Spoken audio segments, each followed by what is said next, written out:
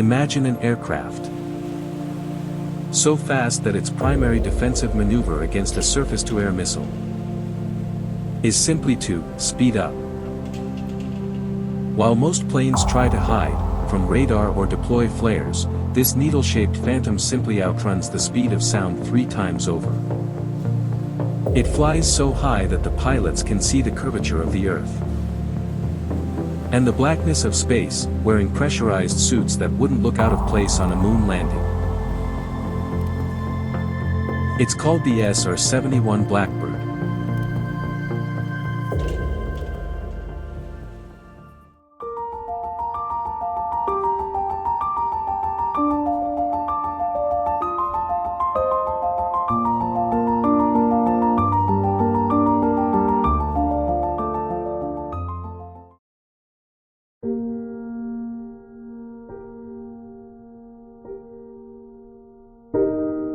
Built in the 1960s with slide rules and pencils, it remains the fastest air-breathing manned aircraft ever to grace the skies.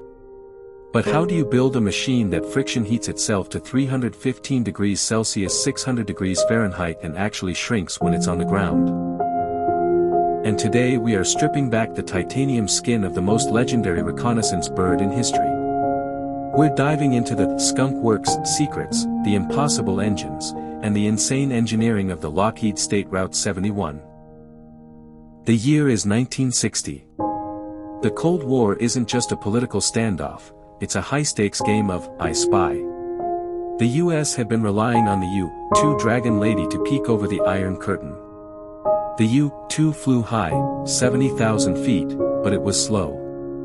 On May 1, 1960, the unthinkable happened.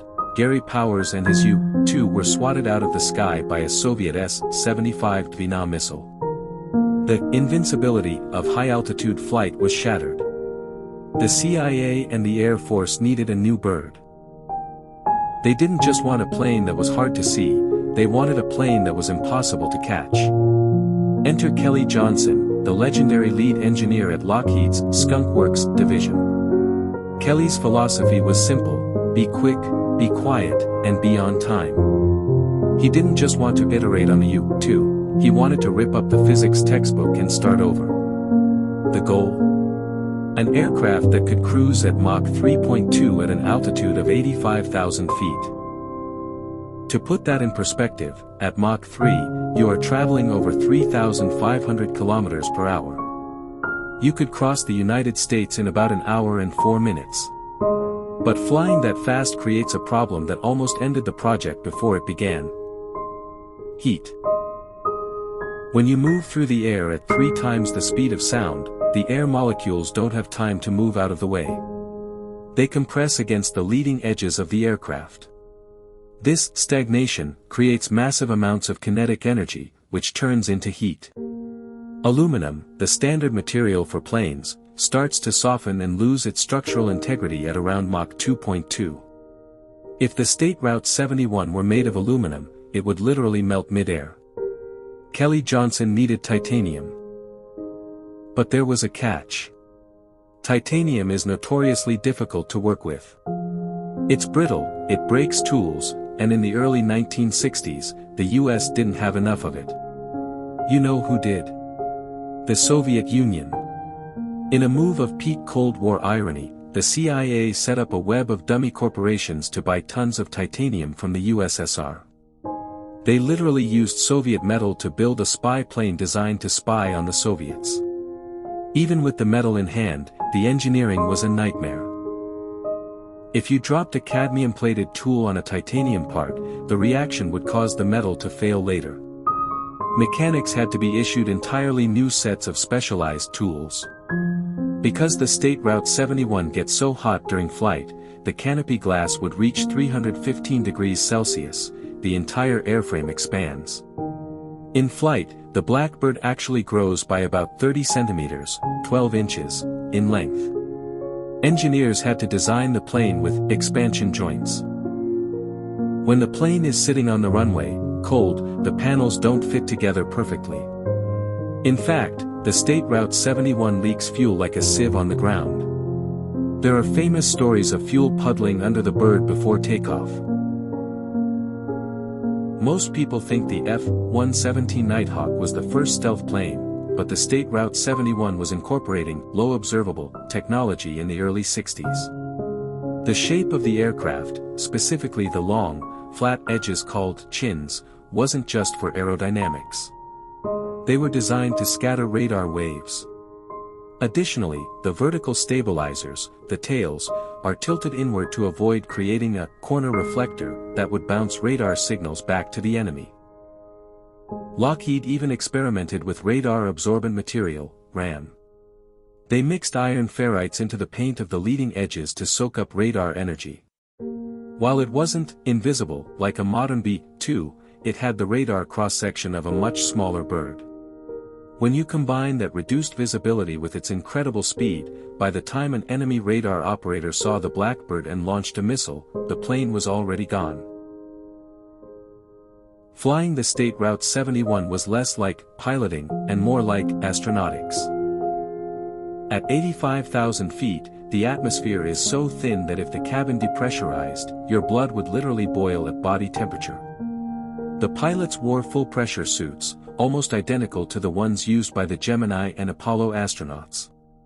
Because the cockpit got so hot, the air conditioning system had to work overtime, essentially using the fuel as a heat sink to cool the cabin before the fuel was burned in the engines. And let's talk about the cameras. The State Route 71 wasn't armed. Its weapons were high-resolution cameras and side-looking radar. From 80,000 feet, the Blackbird could survey 100,000 square miles of the Earth's surface in a single hour. The detail was so sharp that it could allegedly see the license plate on a car from 15 miles up. During its entire career, over 4,000 missiles were fired at SR-71s. The number of Blackbirds lost to enemy fire? 0. 10-15. It was simply too fast. A Soviet MiG-25 pilot once described trying to intercept a Blackbird. He reached Mach 2.8, his engines began to melt, and he watched as the State Route 71 pulled away like he was standing still. However, the engineering that made it great also made it expensive. It cost about $200,000 per hour to operate in 1990 dollars. Every flight required a massive support team and a dedicated fleet of KC-135Q tankers because the Blackbird had to refuel immediately after takeoff. By the late 80s, the rise of spy satellites and the high maintenance costs led the Air Force to retire the fleet. It was briefly brought back in the 90s, but the era of the manned supersonic spy was drawing to a close. So, what's next? For years, rumors have swirled about the son of Blackbird, the Lockheed Martin State Route 72. If the State Route 71 was a marvel of the 20th century, the State Route 72 is the dream of the 21st. It's rumored to be an unmanned hypersonic aircraft capable of Mach 6. To achieve this, engineers are looking at combined cycle engines that bridge the gap between a jet engine and a scramjet. At Mach 6, you aren't just outrunning missiles, you're outrunning the very idea of a defense. It would be able to reach any target on the planet in less than 2 hours. The State Route 71 Blackbird is more than just a plane, it's a testament to what happens when you give brilliant engineers a blank check and an impossible goal. It was built in an era of slide rules, yet it still looks like it's from the year 3000. It pushed the limits of materials science, thermodynamics, and propulsion. It proved that sometimes, the best defense isn't a shield, it's just being faster than everyone else. What do you think? Is the State Route 71 the greatest aircraft ever built, or was it just a very expensive piece of Cold War theater? And would you want to see a deep dive into the upcoming State Route 72 hypersonic project? Let us know in the comments. If you enjoyed this look at the insane engineering behind the Blackbird, hit that subscribe button and give us a like. It helps us keep the engines running. I'm your host, and we'll see you in the next high-speed adventure.